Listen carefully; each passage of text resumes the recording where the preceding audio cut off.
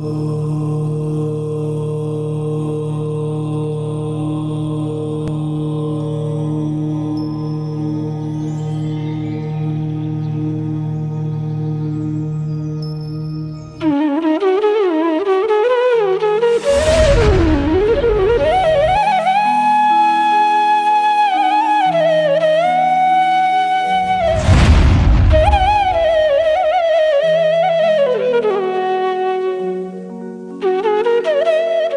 नमः सिद्धेभ्यः।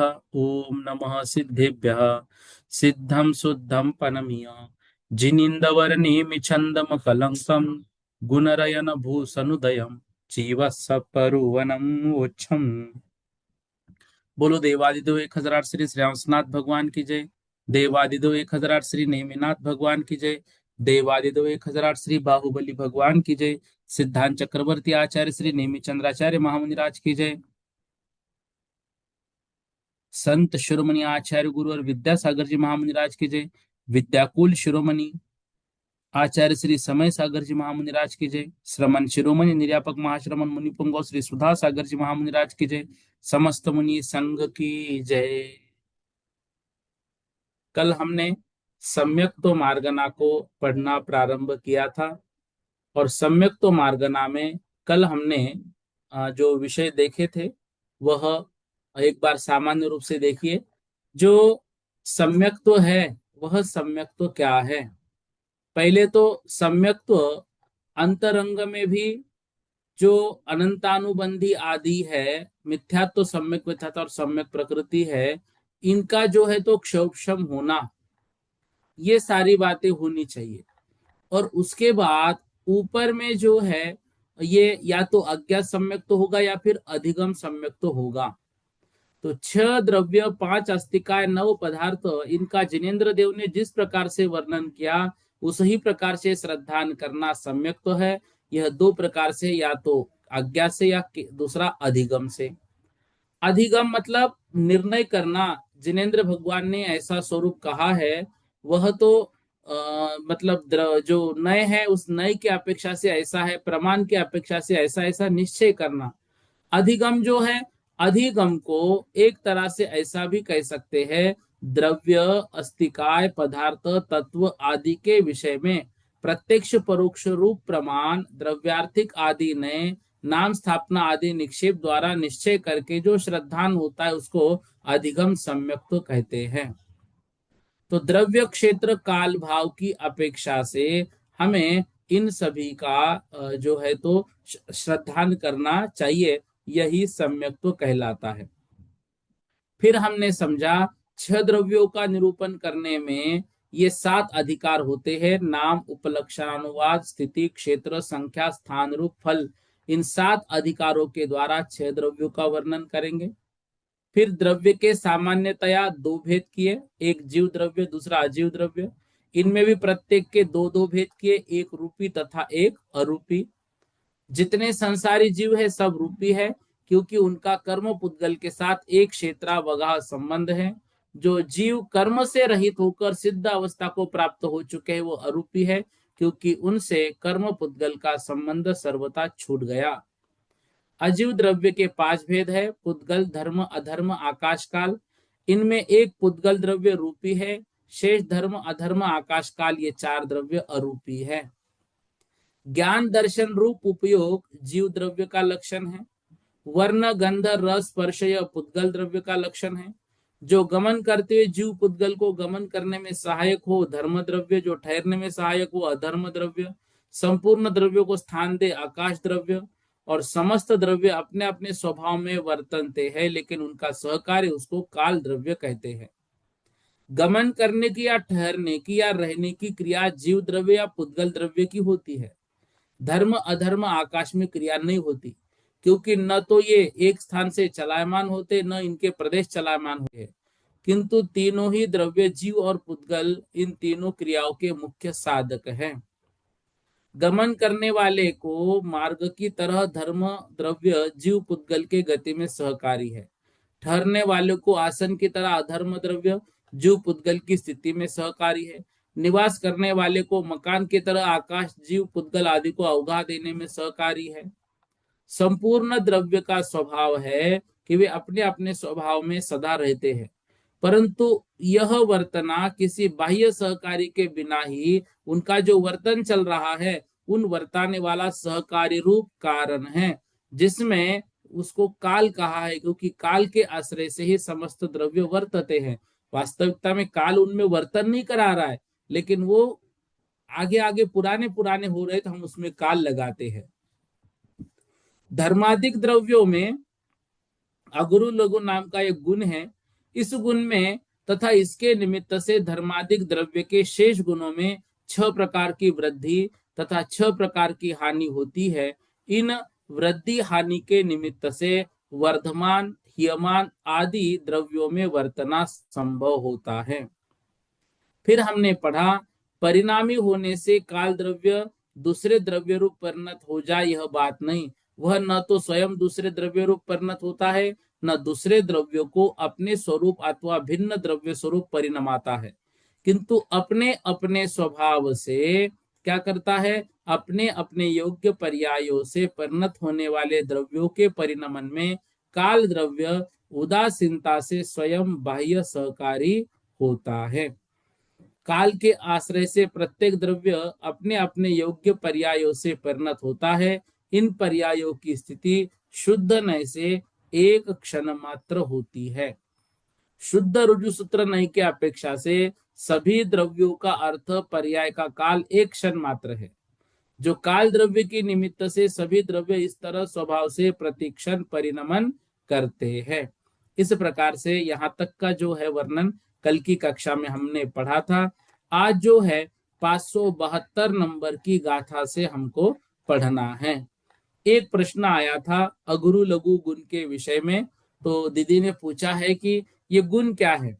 देखो, पिछले वर्ष हमने ये पढ़ा था कक्षा में, जो सभी द्रव्यों के समान रूप में पाए जाए उनको सामान्य गुण कहा जाता है। तो ये सामान्य गुण वास्तविकता में 6 होते हैं। तो ये मुख्य सामान्य गुण सभी द्रव्यों में पाए जाते हैं, किंतु इनके उत्तर भेद अनंत होते हैं अपने अपने द्रव्य के अनुसार। तो ये 6 गुण कौन से हैं? तो ये अस्तित्व, वस्तित्व, द्रव्यत्व, प्रमेयत्व, अगुरु लघुत्व और प्रदेशत्व। अस्तित्व मतलब नित्य इनका अस्तित्व है। वस्तुत्व मतलब ये अपनी अपनी जो शक्ति है उसमें अपना अपना कार्य करते हैं, उनका कोई ना कोई कार्य होता ही रहता है। द्रव्यत्व, हर द्रव्य हर समय बदलता है, जैसे हर चीज पुरानी पुरानी पड़ती जाती है। या फिर वो जो है द्रव्य, सोने की अंगूठी बनी, अंगूठी का और कोई गहना बना तो द्रव्य वहां पर रहता है। प्रमेयत्व, जिसकी शक्ति के कारण द्रव्य किसी ना किसी ज्ञान का विषय अवश्य होता है, उसको कहते हैं प्रमेयत्व। और अगुरु लघु गुण की यहाँ पर बात की, जिस शक्ति के कारण द्रव्य में द्रव्यपना कायम रहता है। एक द्रव्य दूसरे द्रव्य रूप नहीं होता, एक गुण दूसरे गुण रूप नहीं होता, एक द्रव्य में रहने वाले अनंत गुण बिखर कर अलग नहीं होते, वह अगुरु लघु गुण है। और प्रदेशत्व, जिस शक्ति के कारण द्रव्य का कोई ना कोई आकार होता है, उतना आकाश का क्षेत्र यह घेरता है। ऐसे 6 गुण होते हैं, और विशेष गुण, ये गुण प्रत्येक द्रव्य में अलग अलग पाए जाते हैं। तो 6 द्रव्यों में अपनी अपनी कुछ विशेषताएं होती है, वो भी हम पढ़ेंगे, इसी में आगे आएगा। तो इस तरह से 670 नंबर की गाथा का वर्णन कल हमने किया था। आज जो है 671 नंबर की गाथा हम सभी को पढ़नी है। यहाँ तक यदि किसी को कुछ प्रश्न है तो आप पूछ सकते हैं, फिर हम आगे बढ़े। विषय वैसे बहुत आसान है, ठीक है। हाँ, सुलेखा दीदी जी बोलिए। भैया जी, हम्म गुरु लघु गुण के लिए एक बात और सुना है कि ना वो इतना भारी होता है कि न उसको हिला सके, ना वो इतना हल्का होता कि हवा में उड़ जाए। इसके बारे में ये भी है ना, आलाप पद्धति में पढ़ा था इसको हम लोगों ने। हाँ, उस देखो, गुरु का मतलब होता है बड़ा, लघु का मतलब होता है छोटा, तो वो हाँ, भी है। अगुरु लघु, ना बड़ा है ना लघु है। अगुरु नहीं लघु, इसमें ये भी होता है कि यह अपने गुणों को दूसरे गुणों में नहीं ले जाता है। ऐसे अगुरु हम्म। लघु गुण के विषय में कहा जाता है। ठीक है। हाँ। हम्म। चलिए, आज जो है 571 नंबर की गाथा। कालम अस्य दौवम, कालम अस्य दौवम, सग सग पज्जाय परिणदम होदी, सग सग पज्जाय परिणदम होदी, पज्जायावट्ठानम्, पज्जायावट्ठानम्, शुद्ध नये हो दिखन मित्तम, शुद्ध नये हो दिखन मित्तम, कालम असीय दौवम, काल के आश्रय से द्रव्य, सग सग पज्जाय परिणदम होती, अपने अपने योग्य पर्याय में परिणत होता है। पज्जायावट्ठानम, इन जो पर्याय है उन पर्यायों का अवस्थान शुद्ध नए, शुद्ध नए से खन में तम क्षण मात्र होता है। ये कल हमने पढ़ा था। 572 नंबर की गाथा आज हमको देखनी है। व्यवहारो यवियप्पो, व्यवहारो यवियप्पो, भेदोतः पज्जवोति एयट्ठो, भेदोतः पज्जवोति एयट्ठो, व्यवहार अवट्ठान, व्यवहार अवट्ठान, ठिदिहु व्यवहार कालोदू, ठिदिहु व्यवहार कालोदू, व्यवहारो यवियप्पो, व्यवहार मतलब व्यवहार काल के वियप्पो विकल्प, भेदो भेद, तह पज्जवोति एयट्ठो, तो व्यवहार विकल्प भेद तथा पर्याय इन शब्दों का एक ही अर्थ है। व्यवहार, वियप्प, भेद और पज्जाय ये अट्ठो एक ही अर्थ वाले हैं। व्यवहार अवट्ठान ठिदिहु व्यवहार कालो, व्यवहार अवस्थान स्थिति यह व्यवहार कालोदु, यह व्यवहार काल है। अर्थात जो भी ठहरने का काल है उस काल को हम क्या कहते हैं, व्यवहार काल कहते हैं। अब यहां पर ये कह रहे हैं कि काल के आश्रय से ही द्रव्य अपने अपने योग्य पर्याय में परिणत होता है, और पर्याय की स्थिति शुद्ध न से जो क्षण मात्र होती है, जो ऊपर की गाथा में हमने देखा। अब यहां पर उसको बढ़ाते हुए विषय को आगे कह रहे हैं कि व्यवहार, विकल्प, भेद, पर्याय ये सब एकार्थवाची शब्द है। तो व्यवहार अवस्थान, व्यवहार का अवस्थान, स्थिति मतलब स्थिति, वह सब व्यवहार काल है। इसको और एक गाथा देखते आगे की, फिर इसको समझेंगे। 573 नंबर की। अवरापज्जायठिदी, अवरापज्जायठिदी, खनमेत्तं होदितं च समओत्ति, खनमेत्तं होदितं च समओत्ति, दोन्नम दोन्नमनूनमधिक्कम, दोन्नमनूनमधिक्कम, कालपमानं हवे सोदू, कालपमानं हवे सोदू, अवरा पज्जायठिदी, अवरा पज्जायठिदी, खनमेत्तम होदी तम च समोत्ति। दोन्नम दोन्नम ऊनम अधिकम कालपमानम हवे सोदु। अवरा मतलब जघन्य, पज्जाय मतलब पर्याय की स्थिति, खनमेत्तम क्षण मात्र है, तो संपूर्ण द्रव्यों के पर्याय की जघन्य स्थिति एक क्षण मात्र है, और वो एक क्षण मात्र जो है उसी को समवोत्ति, इसी को समय कहते हैं, जो हमने 571 नंबर की गाथा में पढ़ा। दोन्नम अनूनम, अणु मतलब परमाणु, तो दोन्नम मतलब दो परमाणुओं के, अनूनम मतलब परमाणुओं के, अधिकम मतलब अतिक्रम करने को, कालपमानम काल का जितना प्रमाण है उसको समय कहते हैं। तो समीप में स्थित दो परमाणुओं में से मंद गमन रूप परिणत होकर जितने काल में एक परमाणु दूसरे परमाणु का अतिक्रम करे, मतलब उसका उल्लंघन करे, उतने काल को एक समय कहते हैं। दो परमाणु एक साथ में है और एक परमाणु यहां से मंद गति से जा रहा है और इसका उल्लंघन उसने किया, इससे आगे निकल गया। ये एक परमाणु है, ये इधर से आया और इसका उल्लंघन करके आगे निकल गया, तो ये समय जो लगेगा वो अणु होते कितने, जिसका दूसरा छे मतलब दूसरा भेद ही ना हो, जिसका ना आदि है ना मध्य है ना अंत है, वो अणु है।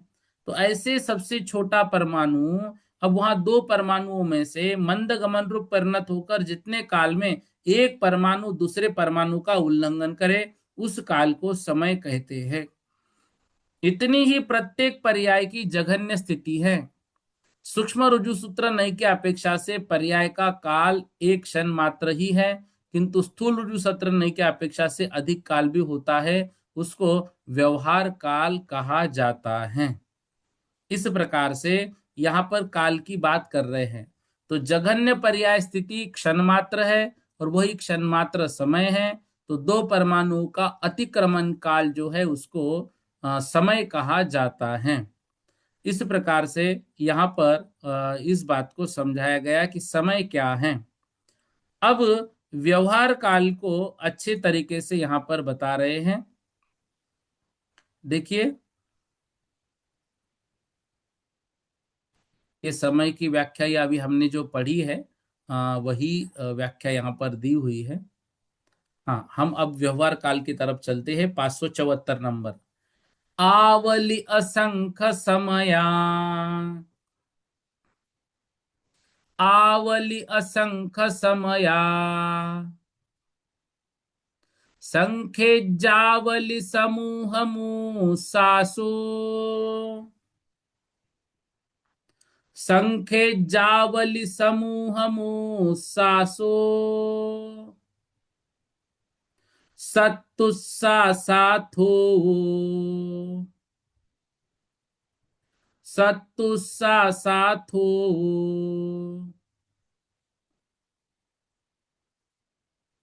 सत्तथो वालवो भनियो,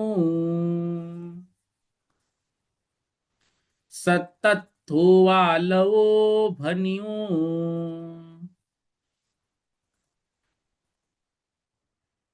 एक साथ बोलेंगे, आवलि असंख्य समया, संख्ये जावलि समूह समूह मूसासो, सत्तुस्सासाथो, सत्तथो वालवो भनियो। अब ये जो है हमें समय से आगे लेकर जा रहे हैं। देखो, ये गाथा जरूर याद करना, क्योंकि आगम में ये बहुत वर्णन आएगा, समय क्या, आवली क्या, उच्छ्वास क्या, स्तोक क्या, लव क्या, ये आगे आगे विषय आपको याद होना चाहिए, इसलिए ये गाथा बहुत अच्छे से याद करना। ठीक है, ये बहुत काम आएंगी। आप जब भी तत्वार सूत्र पढ़ेंगे ये गाथाएं बहुत याद आएगी और आपकी काम भी आएगी। आवली असंख्य समया, आवली किसे कहा, असंख्य समयों को, मतलब असंख्यात समयों की एक आवली होती है। असंख्यात समयों की एक आवली होती है। संख्यज आवली समूहों उच्छ्वास, और संख्यात आवली का समय एक उच्छ्वास होता है।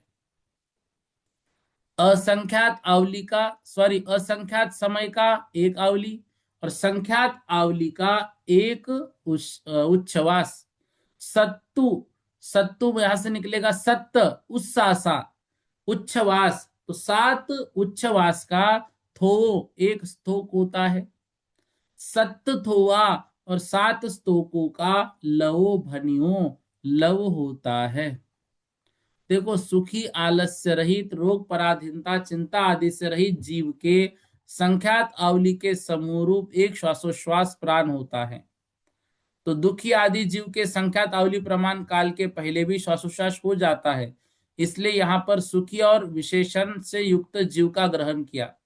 इस तरह से जीव के जो श्वासोच्छ्वास होता है वो संख्यात आवली समूह रूप है, इसी को एक प्राण कहा जाता है।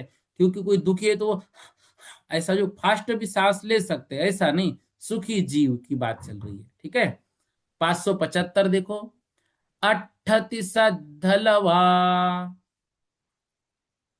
अट्ठतिस, अट्ठतिस, अट्ठतिस धलवा, नाली वे नालिया मुहूर्तम तू, नाली वे नालिया मुहूर्तम तू, एक समये नहीनम, एक समये नहीनम, भिन्न मुहूर्तम तदोशेषम, भिन्न मुहूर्तम तदोशेषम।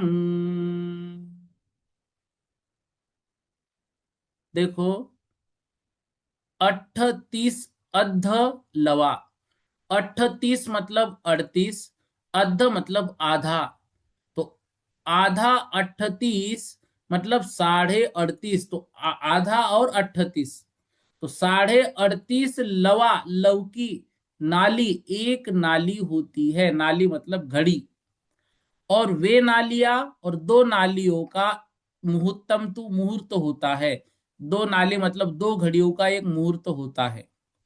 एक समयनम हीनम, एक समय कम करने से, भिन्न मुहूर्तम, भिन्न मुहूर्त, तदोशेषम, और शेष, तो इसके आगे दो तीन चार आदि समय करने से अंतर मुहूर्त के भेद होते हैं। तो एक समय से आगे सब अंतर मुहूर्त है, एक समय कम अंतर मुहूर्त मतलब मुहूर्त तक। तो दो घड़ी का एक मुहूर्त, और एक समय में एक समय कम भी कर लिया तो वो भिन्न मुहूर्त हुआ या अंतर मुहूर्त हुआ। इसके आगे दो तीन चार आदि समय कम करने से अंतर मुहूर्त भेद होते हैं।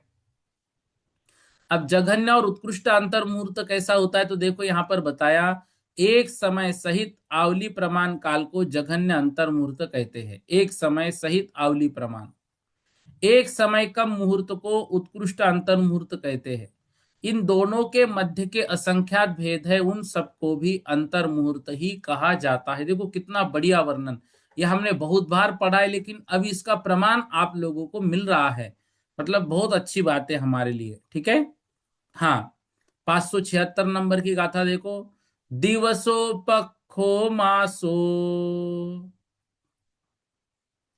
दिवसो पखो मासो,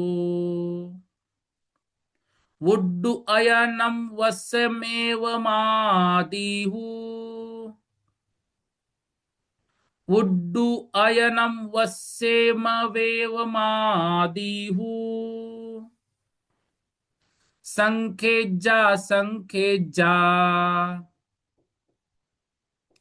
संखेज्जा संखेज्जा, नन्ताऊहु दिववहारो, नन्ताऊहु दिववहारो, दिवसो पक्खो मासो, दिवसो, दिवसो, दिवसो पक्खो मासो, दिवस पक्ष और माह।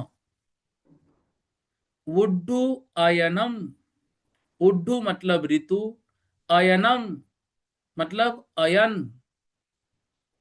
फिर वस्से वत्समेव आदिहु, वर्ष आदि, संख्यज असंख्यज अनंताओ, संख्यात असंख्यात और अनंत होदी व्यवहारो होता है व्यवहार।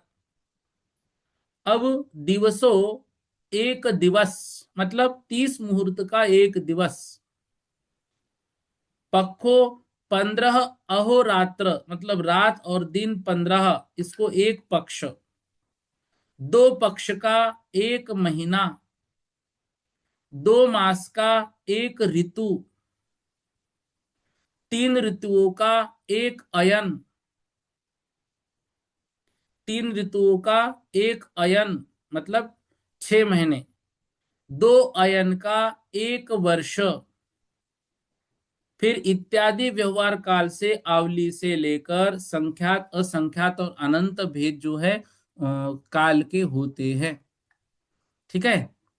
हाँ, 577 व्यवहारो पुन कालो, व्यवहारो पुन कालो मानुषखेत्तमिजानि दव्वोदु, मानुषखेत्तमिजानि दव्वोदु, मानुषखेत्तमिजानि दव्वोदु, जोइष्यानम् चारे, जोइष्यानम् चारे, व्यवहारो खलु समानोत्ति, व्यवहारो खलु समानोत्ति।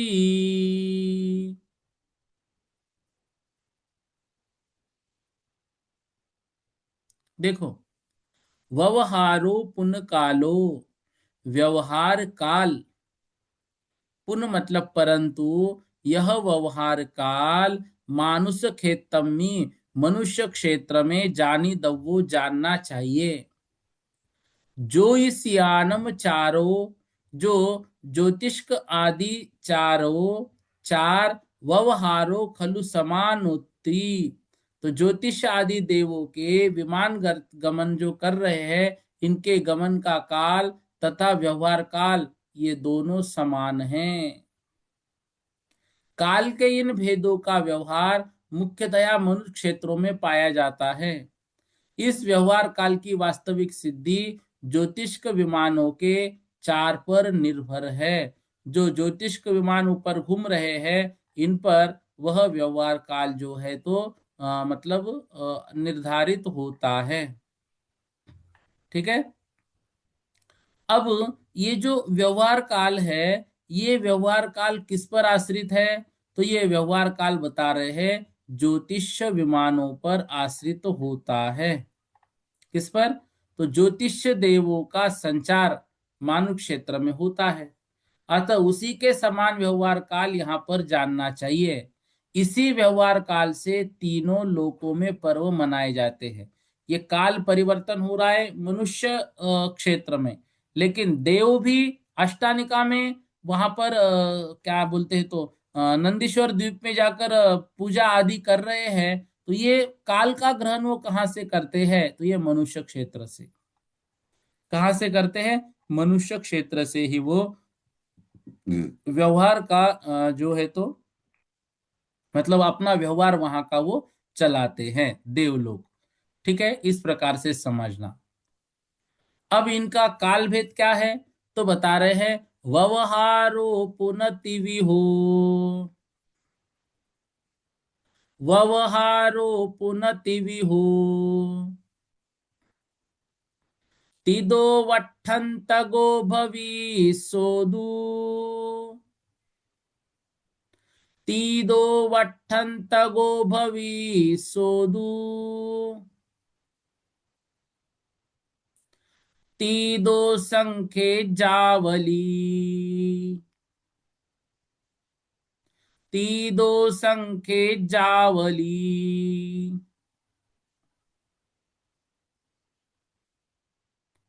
हद सिद्धानं पमानं तु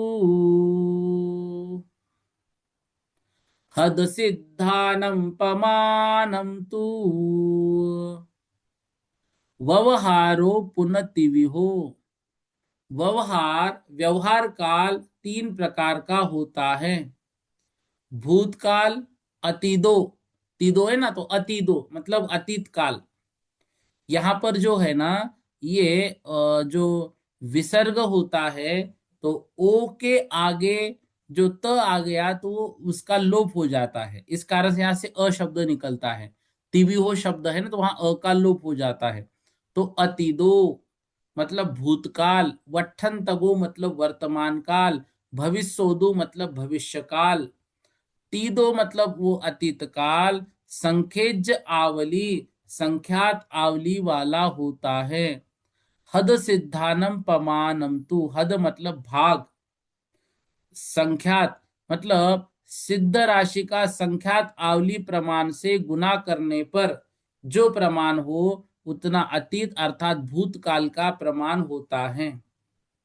क्या कह रहे देखो, 6 महीना 8 समय में 608 जीव मुक्ति को प्राप्त होते हैं, और सिद्ध राशि के अनंतवें भाग है। 608 जीव सिद्ध राशि का अनंतवा भाग। यह सिद्ध राशि कितने काल में हुई, इसके लिए त्रैराशिक फल राशि, यह जो है 6 महीना 8 समय का इच्छा राशि सिद्धों के प्रमाण से गुना करके प्रमाण राशि 608 का भाग देने पर अतीत काल का प्रमाण संख्यात आवली गुणत सिद्ध राशि इतना प्रमाण जो है तो लब्ध उसका प्राप्त हमें होता है। क्या कह रहे देखो, जो भूत वर्तमान और भविष्य काल है, तो भूत वर्तमान और भविष्य के भेद से व्यवहार काल को तीन भागों में बांटा है।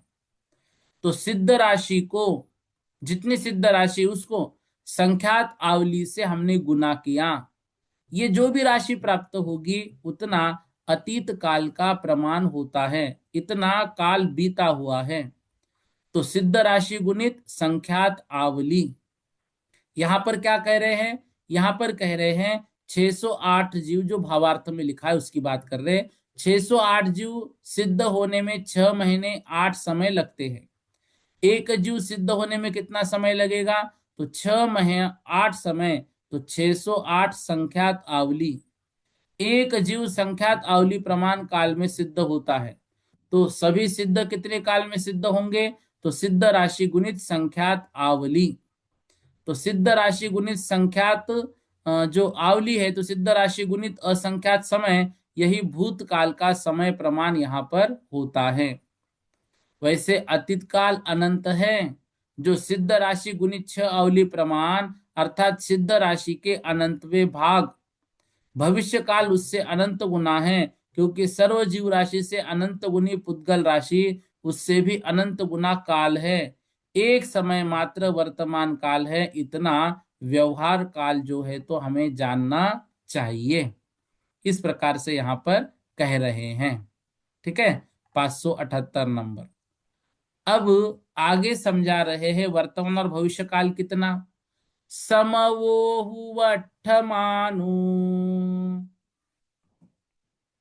समवोहुवट्ठमानु जीवादो सौवपुग्गलादो वि, जीवादो सौवपुग्गलादो वि भावी अनंत गुणिदो, भावी अनंत गुणिदो इदि व्यवहारो हवे कालो,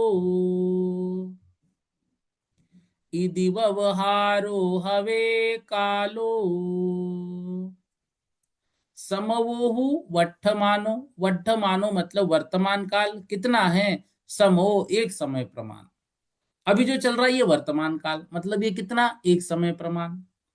जीवादो जीव आदि, सर्व पुद्गलादो भी, और सर्व पुद्गल भी, भावी मतलब संपूर्ण जीव राशि और संपूर्ण पुद्गल राशि से भी, अनंत गुणिदो अनंत गुणित है। कौन? भावी मतलब भविष्य काल। संपूर्ण जीव राशि और समस्त पुद्गल राशि से भी अनंत गुना भविष्य काल। इदि व्यवहारो हवे कालो। इस प्रकार व्यवहार काल के तीन भेद किए। कौन कौन से? भूतकाल, वर्तमान काल और भविष्य काल।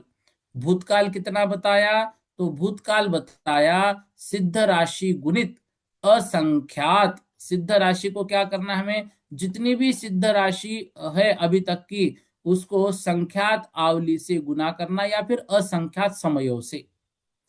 तो सिद्ध राशि गुणित संख्यात आवली, इसको हम कहते हैं भूतकाल। वर्तमान काल एक समय मात्र और भविष्य काल समस्त पुद्गल और समस्त जीव राशि से अनंत गुना होता है। जितनी भी जीव राशि है, जितने भी पुद्गल है, उससे अनंत गुना। आगे देखो, कालो वियवयेषु। कालो वियवयेषु सद्भाव परुव सद्भाव परुवो हवदी निच्चो। सद्भाव परुवो हवदी निच्चो। उपपन्न पद्धंसी। उपपन्न पद्धंसी अवरोधिहंतरठाई।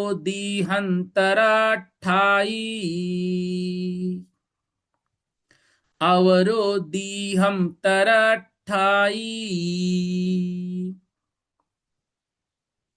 कालो विय ववयेसो। काल का ववयेस मतलब व्यपदेश। सद्भाव, सद्भाव मतलब सद्भाव रूप। परुओ मतलब प्ररूपण। हवदी निच्चो होता है नित्य। उत्पन्न पद्धंसी, उत्पन्न प्रध्वंसी। अवरो जघन्य। दिहम तरठाई, दीर्घांतर स्थाई। तो काल का यह व्यपदेश मुख्य काल का बोधक है। निश्चय काल द्रव्य के अस्तित्व को सूचित करता है। सद्भाव परुरो, सद्भाव मतलब सद्भाव मतलब अस्तित्व। क्योंकि बिना मुख्य गौण अथवा व्यवहार प्रवृत्ति नहीं हो सकती। यह मुख्य काल द्रव्यार्थिक नय की अपेक्षा नित्य है और पर्यायार्थिक नय की अपेक्षा उत्पन्न ध्वंसी, मतलब उत्पन्न होता है, नाश भी होता है पर्यायार्थिक नय की अपेक्षा। लेकिन द्रव्यार्थिक नय की अपेक्षा वह काल नित्य है। तथा व्यवहार काल वर्तमान की अपेक्षा उत्पन्न ध्वंसी है और भूत भविष्य की अपेक्षा दीर्घांतर स्थायी है। उत्पन्न पद्धंसी, उत्पन्न और पध्वंसी है यह व्यवहार काल वर्तमान की अपेक्षा। लेकिन दिहंटर ठाई अवरो मतलब इससे विपरीत, मतलब जो भूत और भविष्य है उसके अपेक्षा से वो दीर्घांतर स्थायी है। इस प्रकार से यहां पर काल को और हमको समझा रहे हैं। काल यह व्यपदेश निश्चय काल के सद्भाव का प्ररूपक है। वह निश्चय काल द्रव्य अविनाशी होता है। अवर अर्थात व्यवहार काल उत्पन्न ध्वंसी है और दीर्घांतर स्थायी है, दीर्घ काल तक स्थायी है। निश्चय काल में काल यह संज्ञा मुख्य है, भूत आदिक संज्ञा गौण है। तथा व्यवहार काल में भूतादिक संज्ञा मुख्य है और काल संज्ञा गौण है। यह मुख्य काल द्रव्यार्थिक नय की अपेक्षा नित्य है और पर्यायार्थिक अपेक्षा व्युत्पन्न विध्वंसी है। व्यवहार काल वर्तमान की अपेक्षा उत्पन्न ध्वंसी है और भूत भविष्य की अपेक्षा दीर्घांतर स्थायी है। इस प्रकार से यहाँ पर काल को जो है मुख्य और गौण करके हमें समझा रहे हैं। तो द्रव्यार्थिक नय से काल निश्चय है, निश्चय काल है और नित्य है। और व्यवहार या पर्यायार्थिक नर से वह जो काल है उत्पन्न भी होता है, नाश भी होता है। और वही यदि पर्यायार्थिक नय को दो भागों में बांटेंगे तो उत्पन्न ध्वंसी होगा वह पिछले काल से और भविष्य काल से होगा वो दीर्घांतर स्थायी। उत्पन्न ध्वंसी होगा पिछला मतलब वर्तमान जो चल रहा है और भविष्य जो चल रहा है दीर्घांतर स्थायी। तो उत्पन्न ध्वंसी एक समय मात्र, दीर्घांतर स्थायी अवली, अंतर्मुहूर्त, वर्ष और आदि की अपेक्षा, मतलब भूत और भविष्य की अपेक्षा वो दीर्घांतर स्थायी होता है। इस प्रकार से यहाँ पर काल को समझा रहे हैं। ठीक है, आगे देखो क्या, देखो ये वर्णन आसान है, इसमें ज्यादा कोई समझने की आवश्यकता नहीं है, इसलिए हम आगे बढ़ रहे हैं। अब छह द्रव्यों का निरूपण करने वाले सात अधिकारों में से दूसरा अधिकार उपलक्षणानुवाद अधिकार पूर्ण हुआ। अब क्रमानुसार स्थिति अधिकार का वर्णन कर रही है। उपलक्षण था, अब स्थिति का वर्णन। छद्दवावठानम,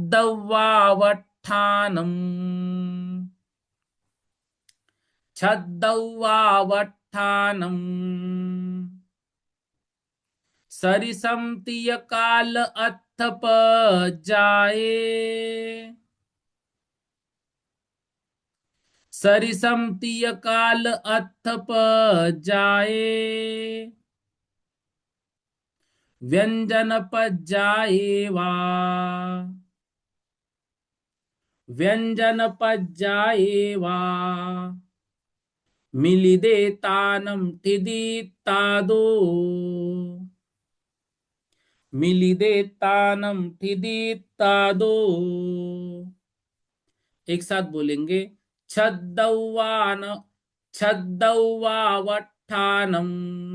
सरिसम तिय काल अथप जाए, व्यंजन पज्जाए वा, मिलिदे तानम ठिदी तादो।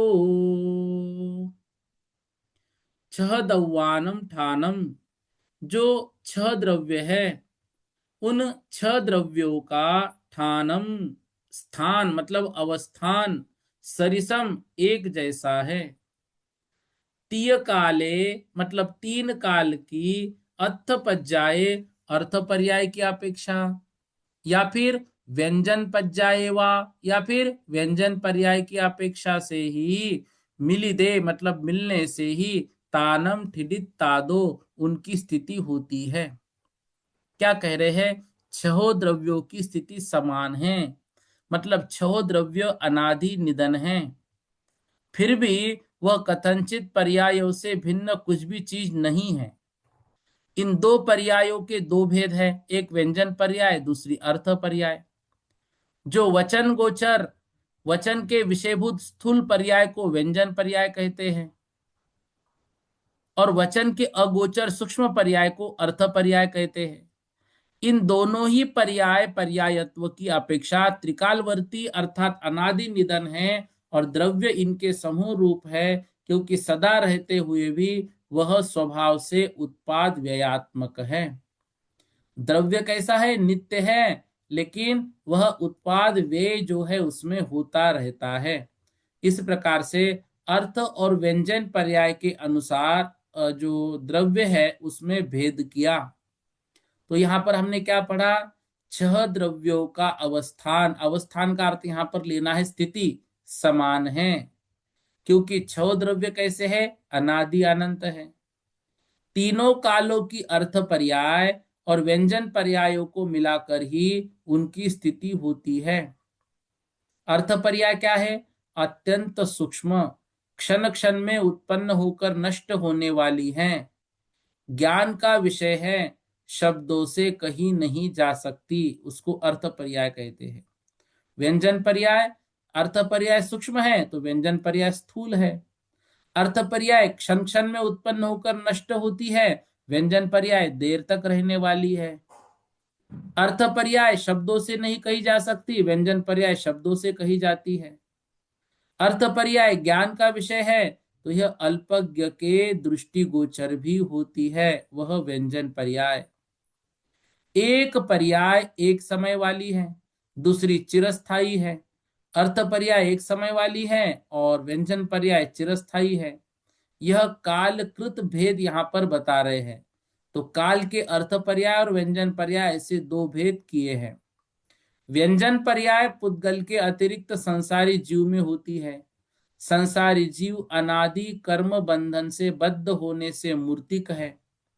धर्म द्रव्य, अधर्म द्रव्य, आकाश द्रव्य और काल द्रव्य, इनमें तो अर्थ पर्याय ही होती है, इनमें व्यंजन पर्याय नहीं होती है। जीव पुद्गल में अर्थ और व्यंजन दोनों पर्याय हैं। सभी सिद्ध जो है वो शुद्ध है, तो सिद्ध जीवों की अर्थ पर्याय है।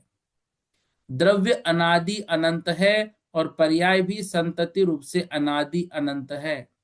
अतः एक द्रव्य में जितनी पर्याय है उतना मात्र द्रव्य है, क्योंकि द्रव्य के बिना पर्याय और पर्याय के बिना द्रव्य हो ही नहीं सकता है। जितनी पर्याय होकर नष्ट हो चुकी वे तो भूत पर्याय मतलब भूतकाल की है। जो पर्याय अविद्यमान है वो आगामी निमित्त वो उपादान कारणों के अनुसार होगी, वो भविष्य की पर्याय है, आने वाली है। और जो वर्तमान में हो रही है वो वर्तमान पर्याय है। इन तीनों पर्यायों का जितना काल है उतना ही द्रव्य का काल है, अर्थात उतनी ही द्रव्य की स्थिति है जो अनादि अनंत रूप होती है। कितनी? अनादि अनंत रूप होती है। ठीक है, एक गाथा और इसमें कर लेंगे। अब कह रहे हैं आकाश के अनुसार, मतलब तीसरा जो अधिकार है स्थिति अधिकार के अनुसार इसका वर्णन कर रहे हैं। आगासम वज्जिता, आगासम वज्जिता सौवे लोगम्मि चैव नात्ति वहिम्, सौवे लोगम्मि चैव नात्ति वहिम् वावी धम्मा धम्मा, वावी धम्मा धम्मा अवट्ठिदा अचलिदा निच्चा, अवट्ठिदा अचलिदा निच्चा आगासम वज्जिता। आगासम मतलब आकाश को, वज्जिता मतलब छोड़कर, उसको वर्जित करके, सव्वे लोगम्मी सर्वलोक में, चेव नत्थि वहिम वो नहीं रहते हैं, वही मतलब बही मतलब बाहर, वावी धम्मा धम्मा ये व्यापक धर्म अधर्म, अवट्ठिदा अवस्थित है, अचलिदा अचलित है, निच्चा नित्य है। तो आकाश को छोड़कर शेष समस्त द्रव्य लोक में है, नत्थि वही बाहर नहीं है।